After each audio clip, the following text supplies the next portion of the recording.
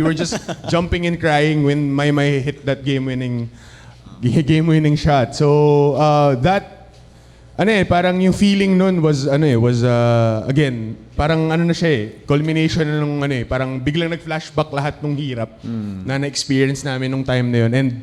And that one shot of Maymay changed the landscape of the UP program forever. Yeah, for sure. Naiyak din ako nung time, bro. Naiyak ako nun dahil sa shot mo na yun. Because not just because nag-champion tayo, as Jello said nga, yung parang pinagdaanan ng program, tas nakita mo lahat ng alumni, parang naiiyak din, they're hugging each other, hindi sila magkakilala, nag-hug sila. So, I think that's one way, grabe rin yung UP community mag-support. Siguro best fans to play for, yung mga rising stars dyan, UP fans, best fans to play for.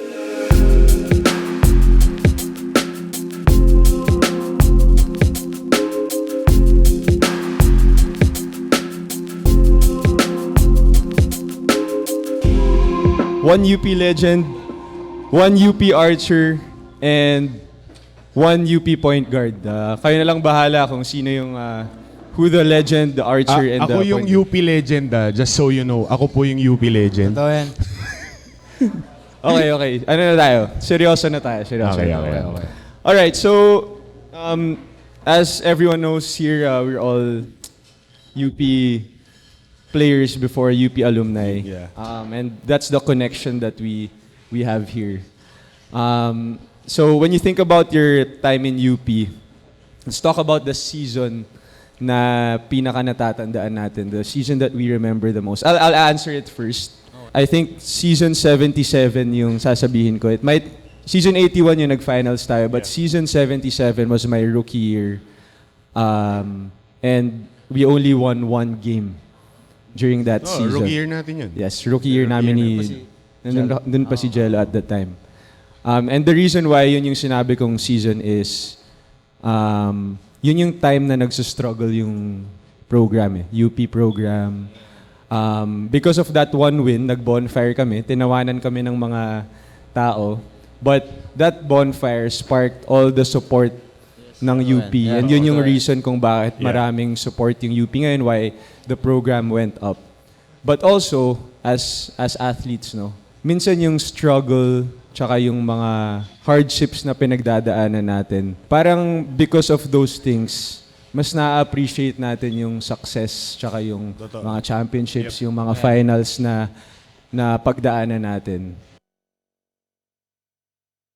So nung nagpa-finals na tayo, kayo nag-champion na kayo, and then eventually ngayon yung UP program, it's always going up, tsaka always contenders.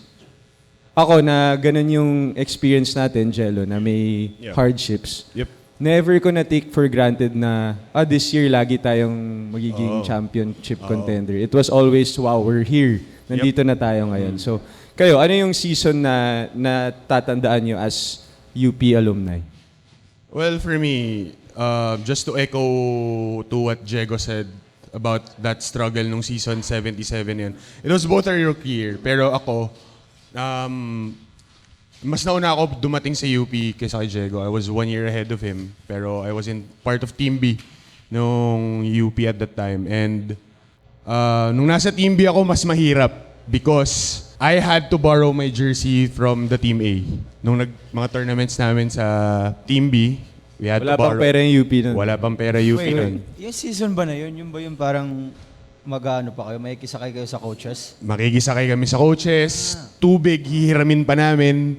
And yung tubig na yun, kailangan pa namin ibalik sa Team A nun. So, yun yung struggle that we had to face. And siguro another core memory siguro was it wasn't really the one specific moment. It's more of like the entire culmination of my stay in UP because me and Diego were part of yung sinasabi nga nilang crossroads nung program ng UP where na-experience namin yung struggle, na-experience namin yung medyo ginhawa, and then na-experience din namin yung sobrang ginhawa naman. Pero in terms of sobrang ginhawa, si Maymay na naka-experience nun. Ikaw, May, anong season yung pinaka-tumatak sa'yo? Sa akin siguro iba sa inyo. So baga opposite siya. Sa akin mas yung season 84. Bubble season. Bubble season. No, it's not about mamuyak. Sorry daw, Mamu. Shout out, Mamu. Tayo ka muna, lang, just to... Your presence is appreciated here. And then, bakit season 84? Because nag-bubble kami. And yung bubble na yun, yung team namin is naging ano siya, mas naging family yung ano namin, yung touring namin sa isa't isa. Kasi nandun lang kami sa isang place na kami lang yung nagkakasama, and if ma-bored ka dyan, wala kang gagawin, punta ka lang sa room ng teammates mo. So, tapos nandun din namin naramdaman lahat yung mga hardships namin. So, kaya nung season 84 na yon, nung nanalo kami, kaya mas masarap sa feeling. Kasi alam namin na pinaghirapan namin lahat, and tsaka namin nakuha yung panalo. Grabe yung experience nyo dun sa bubble na yun. Kasi walang ibang naka-experience ng ganun eh. Yung batch nyo lang yung parang naka-experience ng ganung type of training for the UAP. Jels, nasan ka nun nung nag-champion sila, nung na-shoot ni JD yung tira niya? Nasa lower box ako nung MOA nun eh. I was also part of kami ni Diego, we were part of the UAP broadcast team nung time na yun. Siyempre, dahil nga part of the media ka, kailangan hindi ka biased. Pero nung time na yun na malapit na mag-champion UP, wala na. Inalis na namin yung affiliation namin with the media. And we were just jumping and crying when Maymay hit that game-winning shot. So parang yung feeling nun was again, parang na siya culmination na nung parang biglang nag-flashback lahat ng hirap na na-experience namin nung time na yun. And that one shot of Maymay changed the landscape of the UP program forever. Yeah, for sure. Naiyak din ako nung time, bro. Naiyak ako nun dahil sa shot mo na yun. Because not just because nag-champion tayo, as Jello said nga, yung parang pinagdaanan ng program, tas nakita mo lahat ng alumni, parang naiiyak din, they're hugging each other, hindi sila magkakilala, nag-hug sila. So, I think that's one way, grabe rin yung UP community mag-support. Siguro best fans to play for, yung mga rising stars dyan, UP fans, best fans to play for. Let's talk about our high school stories naman. May, let's talk about your journey. Di ka naman sa UP agad naglaro, diba? What was your high school journey before going to UP? I played for LaSalle Green Hills 6 years. So, yung dream school ko talaga is LaSalle. So, yeah, alam naman ng mga UP alumni yan. So, ang dream school ko is LaSalle. But nung one season na yon, hindi ganun kaganda yung nangyari sa akin. And nag-decide yung family ko na lumipat ako sa UP. And unfortunately, sila Gov, sila Coach Bo, sila Tito Pato, willing pa rin sila kunin ako sa UP. And yun, nagka-intindihan kami lahat. So nag-decide yung family na lumipat sa UP. But may one thing na nangyari na biglang nagka-pandemic. So, akala ko putol na. So, di ko alam kung ano mangyayari, but mayroon akong isang bagay na pinanghawakan. Kung magpa-practice lang ako dito sa province ko, and then pagbalik ng UAP namin, ready pa rin ako. So, even though nag-iba ng coaching staff, pumasok sila Coach Gold, the new boys, sila Carl, sila Jerry, hindi siya naging madali na pumasok sa system nila. So, ang lagi lang ina-advise sa akin, especially nung coach ko nung high school, sila Coach Marvin, sila Coach Carl, na ilaban mo yung spot mo. And dun, di ako nag-give up. And then, binigay sa akin yung role na yun as a point guard sa grupo na yun. Then, yun, there's his history. I think maraming matututunan yung mga high school players dito na yung pinagdaanan mo din even before UP, 'di ba? Sa LaSalle medyo hindi ka nagamit. Pero nung high school you were scoring 20, 30 points, nag-champion kayo sa certified bucket. Sa GH, certified bucket. In terms of yung mindset mo naman, pag napagdadaanan mo yung mga ganong situation, paano mo siya ino-overcome? Para sa akin, yung pressure kasi laging nandyan. if tatalikuran mo yung pressure na yun, hindi ka matututo eh. So, kailangan mo i-overcome yung mga challenge na ganun. Kahit saan, kahit sa basketball, kahit sa buhay, ma-adapt mo siya eh. Kumbaga, magagawa mo ng paraan kung ano man pressure na dumating sa'yo. And Kuya Jegs, hindi naman kami galing sa magandang pamilya. So, galing kami sa baba. So, lahat ng problema na kung ano mang maranasan ng isang pamilya na nasa baba, maranasan mo. So, kailangan mo i-overcome yun. So, sa akin, dun yung nagpatibay sa akin. And, of course, nandiyan yung support ng family ko. Pero, sa lahat ng na-encounter ko na challenge, wala akong ibang ginagawa kundi kailangan ko i-overcome yun. So, yes, nag-stay lang ako sa ganong mindset. Kumbaga yung pressure na nafe-feel mo outside the basketball court, parang yun yung real pressure compared to the pressure that you feel inside the court. Si Jello naman, if you guys don't know, Jello, one of the top recruits coming out of high school, part of the national team, youth team, I think captain for the national youth team. Ikaw, Jels, your mindset back then when you were in high school para makapunta rin sa UAP college seniors level?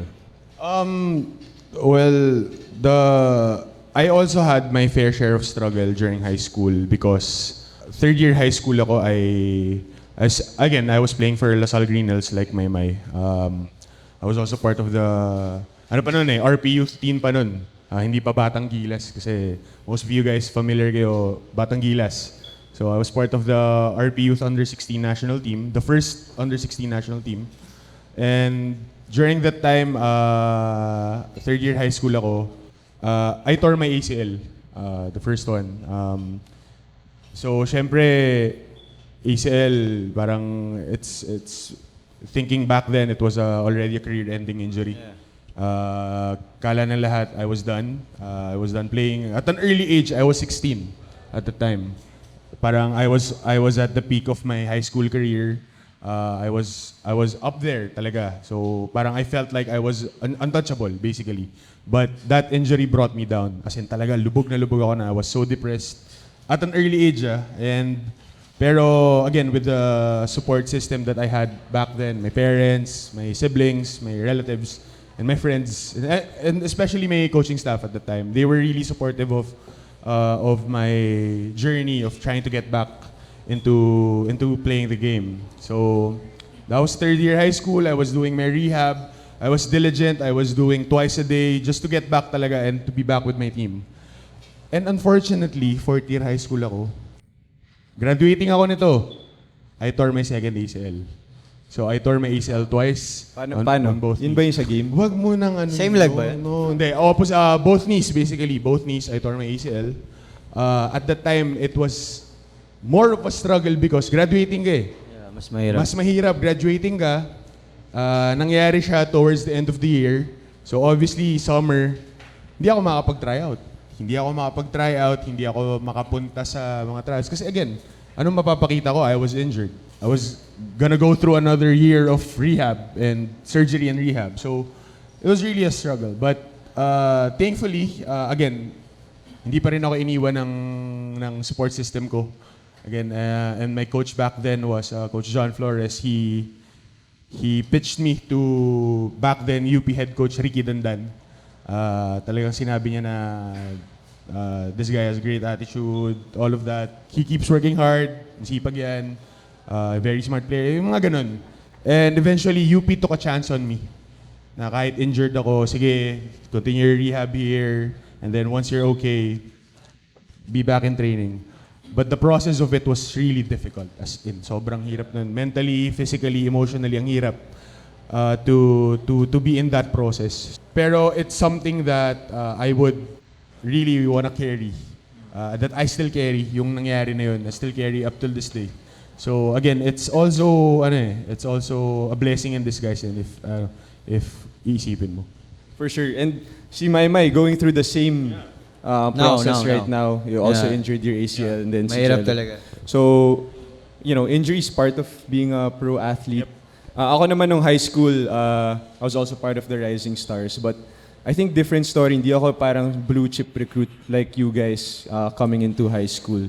I was also part of the national team. Pero nung first year ko, nakat ako. Kasi I was just, parang 5'1" ata ako nung Ano to, under maliit what? ako. No, ano ako, UPIS. UPIS, Under UPIS. UPIS. So, full-blown UP talaga ako. May mga UPIS din dito. So, my first year, I got cut.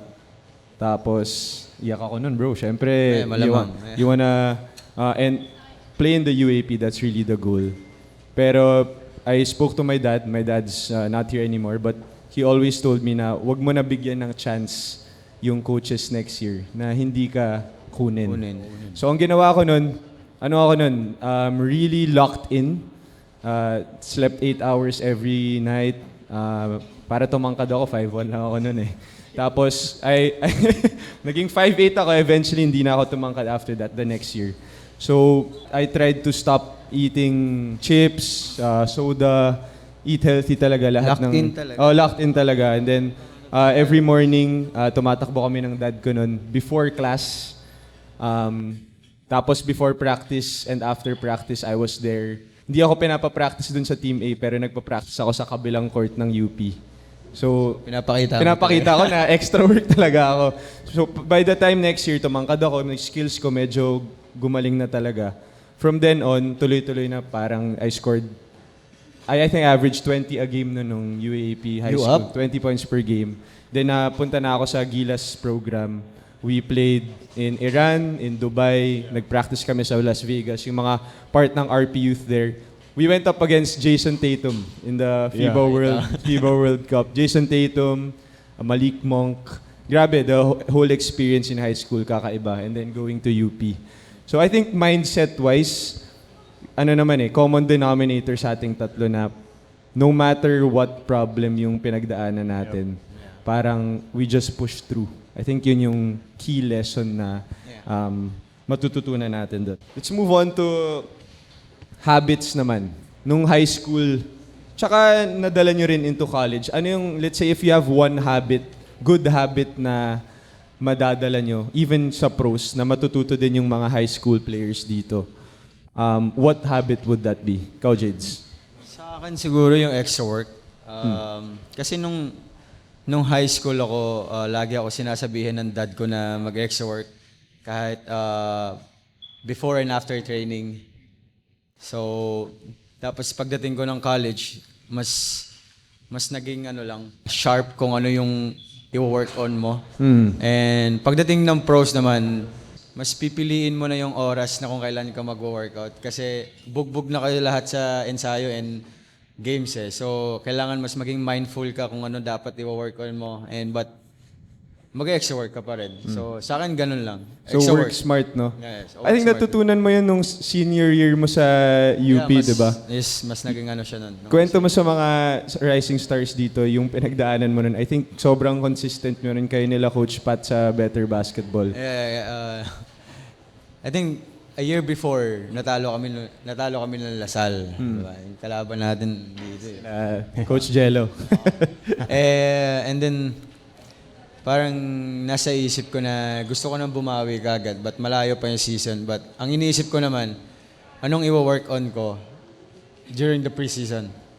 So, nakipag-agreement ako kay Coach Pat. Shout out to Better Basketball.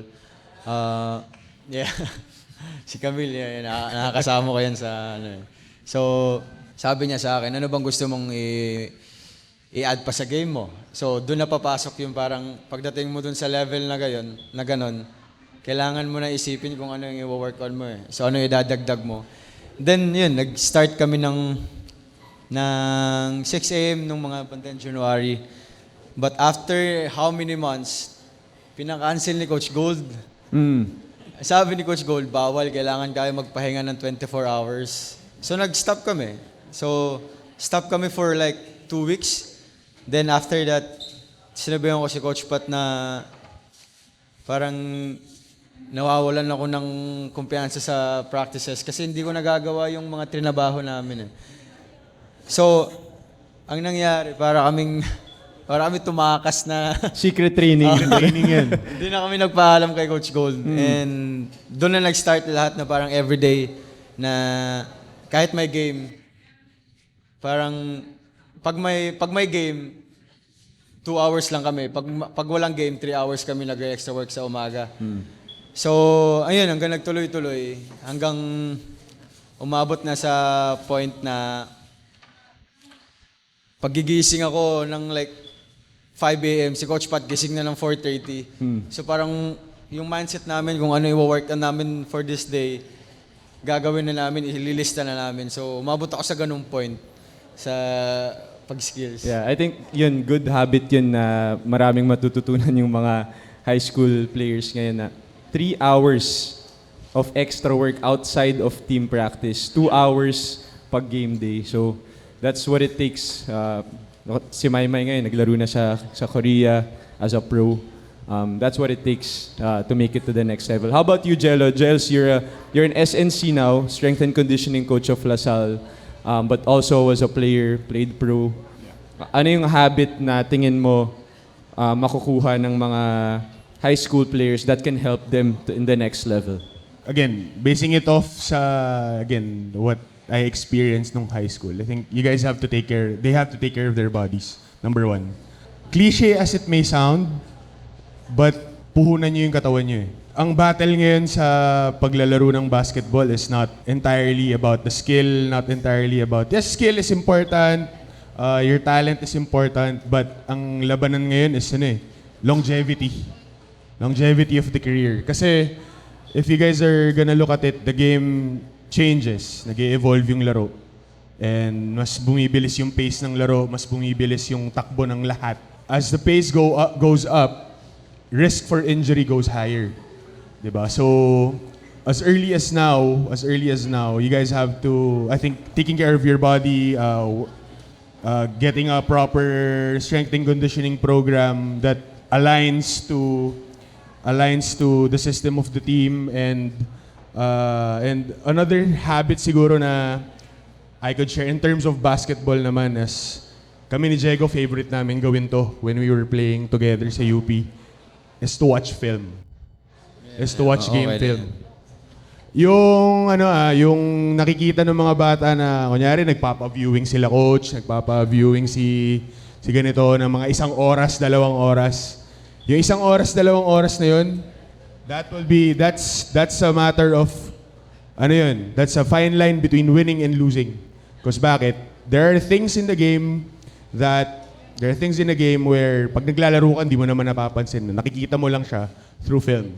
So again, it's also a habit na I think you should start working on as early as high school na you should watch yourself. Hindi yung hindi yung papanoorin yung highlights ninyo ha. Hindi ganoon. Not that. Pang story yun, pang story. Yung mga pang story, hindi ganoon yun. Ha? Again, watching the film, what can you guys improve on individually and as a team? Kasi kami ni Diego back in UP, may viewing kami, pero may sariling viewing kami ni Diego. Lagi yan. Even nung nag-teammates kami in the pros, lagi kaming mag-video. We would always watch game review. O Jigs, ba't di mo kinik out sa akin? Or ano yung naging read mo? Kung bakit hindi mo sinit yung pocket pass? Yung mga ganong bagay. And yung mga ganong bagay kasi sa film nyo lang makikita yun. So I think it's really important, lalo na moving to a much higher level, film is very important.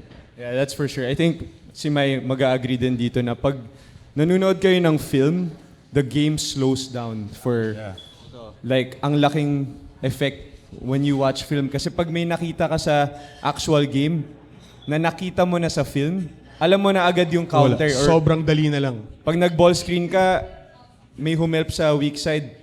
Pag nakita mo na yung coverage nila, alam mo na kung sino yung mga open. Ano next move mo? Oh yeah, the next move. So, hindi ka na nagre-react, proactive ka na. Hindi na. You know what's coming. I think that's a very important habit. Yun din dapat yung sasabihin ko. So let's move on. The pre-game routine naman, ritual ikaw, pag game day, anong pre-game ritual mo? Pre-game, sa akin laging may, nung nandito ako even sa Korea, na lagi ko lang ginagawa is yung parang sinisimulate ko yung mga games, kung ano mangyayari sa game. Nag-skills ako ng umaga. Then, pagdating sa 30 minutes before ng game, tinitira ko na yung mga, kung ano yung ititira ko sa game. So, and then, relax for like 30 minutes. Kumbaga, try mo parang i-visualize kung ano mangyayari sa game. And, yun, tapos babasahin ko na yung mga sinulat ng coaches sa board. Kasi, para sa akin, important yun. Kasi pag di mo sinunod yun, the more na hindi ka nila gagamitin. So, yun, ganun ako mag-pregame talaga. How about pag UAAP, itong mga high school stars na to, mag-UAAP na to Packet next na ng year. UAP yan. Pare, TV, the whole country's watching you. In terms of grooming naman, haircut mo, nag-haircut ka ba right before the game? Or ano bang pre-game ritual mo pag ganun? Sa haircut naman, kanya-kanya naman tayo ng style. So, I mean, nasa inyo na yan. Pero kung paano nyo dalhin, kasi kung paano nyo dalhin yung sarili nyo, yun yung makikita ng mga tao na nanonood ng UAAP and NCAA. So, kung paano nyo lagyan ng market yung sarili nyo para magkaroon ng endorsement. Kasi yung endorsements, part na yan ng pagiging Totoo yun. isang athlete eh. So, Totoo yun.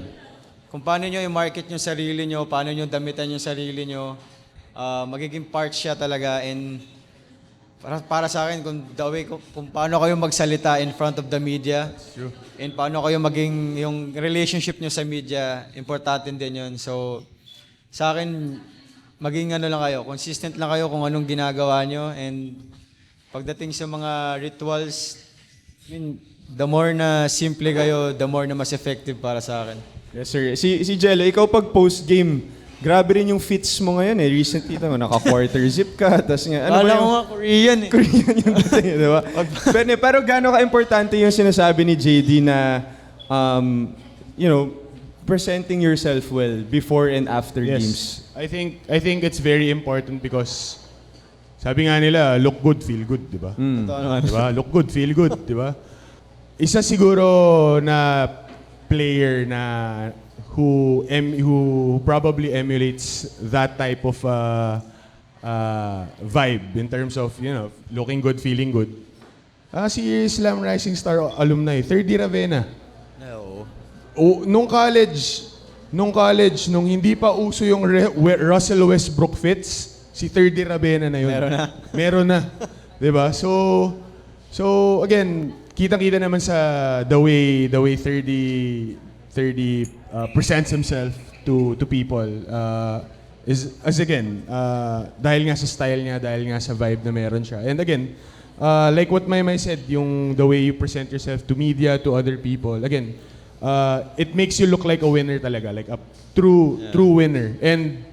And everybody associates themselves with winners. So it's really important na na mapakita mo sa kanila na you're confident, you're a true winner.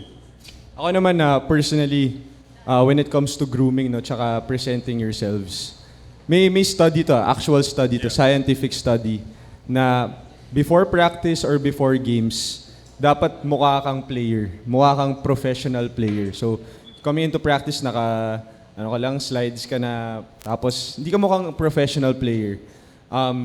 May effect siya sa mind mo na parang, hindi ako ready para sa practice na to or hindi ako ready para sa game na to. So may sports psychologist na nagsabi na you have to present yourself as a pro. Ano bang itsura ng isang pro coming into work, being a professional? And I think that's very important na matutunan ng young guys as of now. Having a clean haircut, very important. Ako nung college I would always have a fresh fade pa yung uso nun. Same haircut Yung na nga hanggang Tsaka ano pa yan, si Jegs, nagpapagupit yan hours before the game. Right. Ritual nga yun. Ritual ni Jego talaga, yun, right na- before games. Right before game. So magpapagupit yan, tapos bibihis ng maayos yan. Dati kasi nung rookie to si Jego, di nyo alam, Jego pupunta yan dati, nakasando lang, naka-wife beaters yan, shorts, slides. So parang our seniors back then, shout out Mikey Reyes, di ba?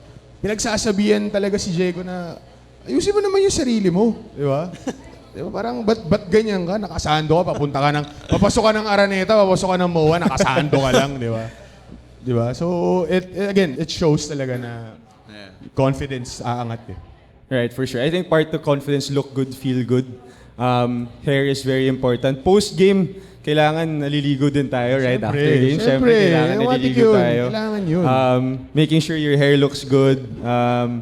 I use Clearman when I use Shout out. my shampoo. Shout out Clearman. shout out Clearman, Because ha? it keeps your hair fresh. Siyempre, pag pawis tayo, kailangan natin na ma-refresh yung scalp natin, yung Yes, hair natin. yes. Of course. To make sure that we look good on and off the court and feel confident as well. Alright, let's talk about the rising stars as high school players naman.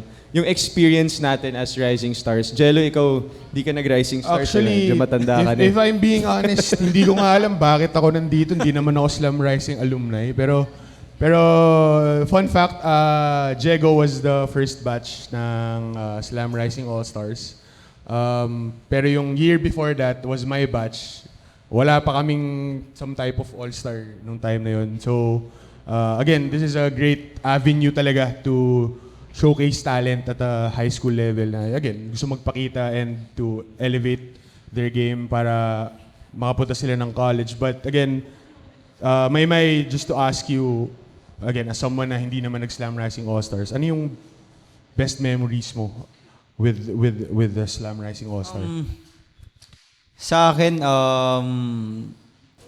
ang ganda nung setup na magkakasama kayo lahat doon na you're one of the elite players sa high school. Kasi makikita nyo yung mga makakalaban nyo nung high school pa kayo na pwede nyo makalaban hanggang college. So, yung bond na meron kayo doon, kumbaga madadala nyo ng college eh. Like, sino ba nakasama? Sila Carl Tamayo, RJ Barrientos, Kai Soto. Sobrang iba sa feeling na nandun ka, nakasama ka sa like 24 players na yun. And kumbaga mabuboost yung confidence mo nun.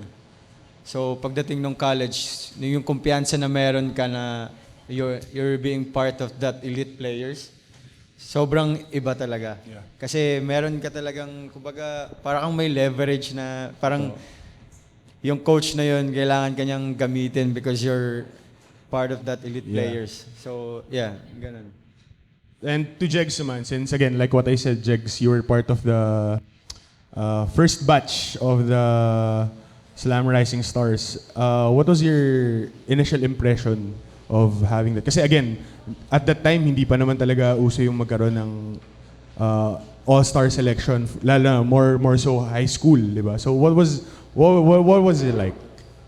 Sobrang excited namin nun kasi nakikita lang namin yung high school all-stars sa States yung McDonald's All-American. Yeah, Doon lang totoo. namin nakikita at the time yun. So for Slam, to do this, for our batch, my batchmates were 3D Ravenna, the Nieto brothers, Arvin Bigat, Tolentino, all those players na we were in the same court. Parang it was a very surreal, special experience for us kasi kami yung first. And at the same time, di pa siya sobrang laki like what it is right now. I think we only got jerseys. That's it. Shoes, wala? Jerseys, no shoes. Jerseys, the whole experience of being interviewed by the media. Yeah, yun. Wala pa kaming experience nun at all. So parang we felt really good. High school, wala pang coverage in the UAAP. And then we had like lunch, tapos nag-all-star game kami. So parang kami yung first batch na naka-experience nun. And I think kung hindi nagsimula yung slam, kahit maliit lang at the time, it wasn't a super big event yet. Without that, hindi siya magiging malaking event like this, what it is right now. So, Totoo. really grateful for the Slam family. And until now, they still, parang may relationship pa rin kami nila 30, the Nieto brothers, Yeah, with yun yung the sinasabi Slam family, and with yung players na magkakasama nung at the time. So I think, very good experience for us. But Jigs, if you could change one thing siguro about your whole experience sa Slam Rising Star, what would be it?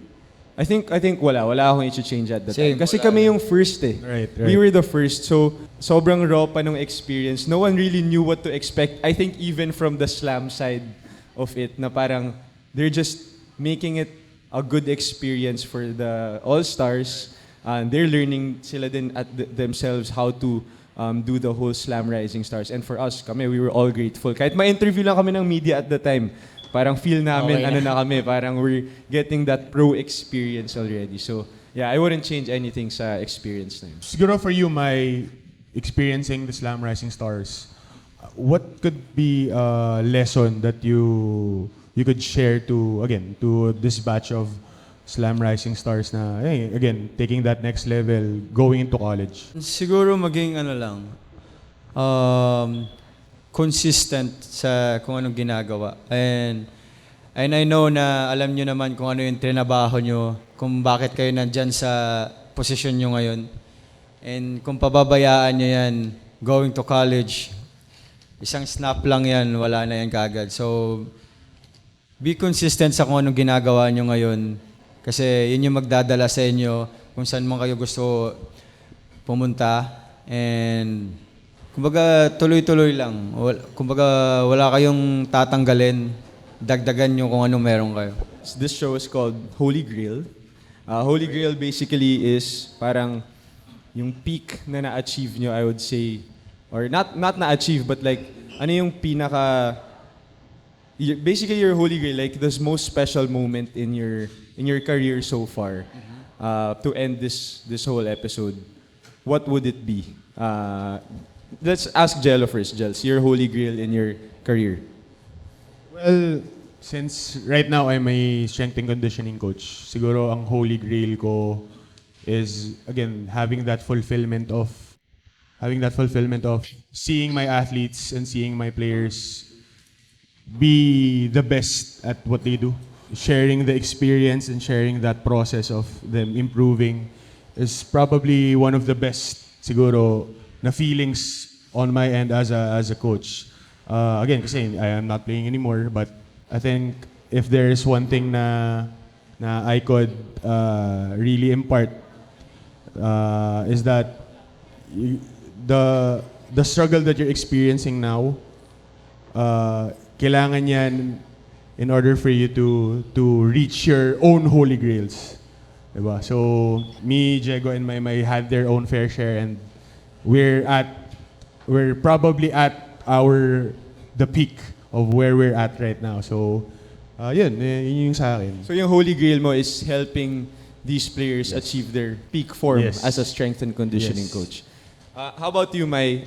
Your Holy Grail so far in your basketball career?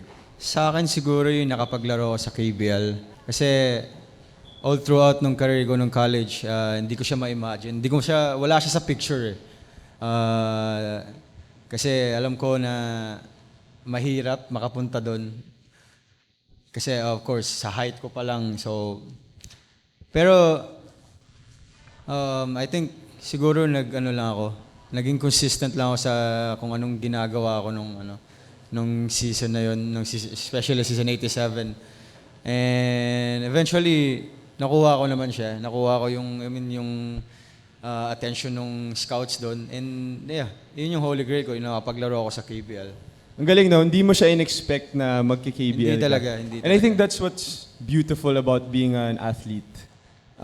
We work hard every day. We do our strength and conditioning. We do our skills, our team practice. We eat the right way. Everything that we do. But walang guarantee kung ano yung result. true. No guarantee if there's gonna be a win, if there's gonna be a championship, if you're gonna get a contract sa KBL. But us as athletes, we just focus on the process. Yeah. Every single time without guarantees na may balik sa atin yun. So I think grabe, I think athletes, ibang klase talaga mentality ng mga athletes kasi there's no Susubok ka guarantee. talaga eh. Oo, susubok ka talaga. I think lastly, to close this episode, I'd say my holy grail is winning a PBA championship. Never ever experienced, even thought na I would experience that. Kasi first year in my high school, nakat ako.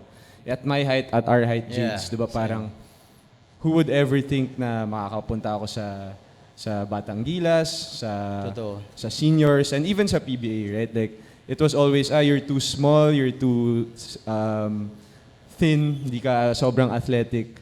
But because of hard work and perseverance, it always happens. But I think the real holy grail, I think for all of us, I think for everyone here, the real holy grail is being part of the process.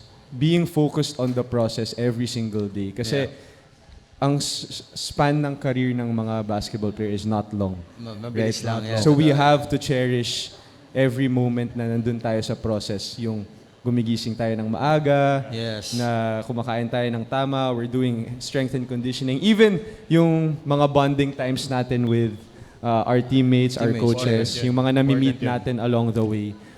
I think that's, for me, the holy grail.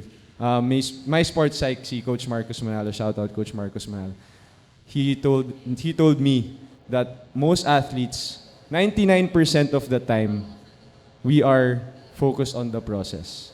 Team practice, travel, going to the games, bonding time with the teammates, weights, extra work, lahat. Sleeping early.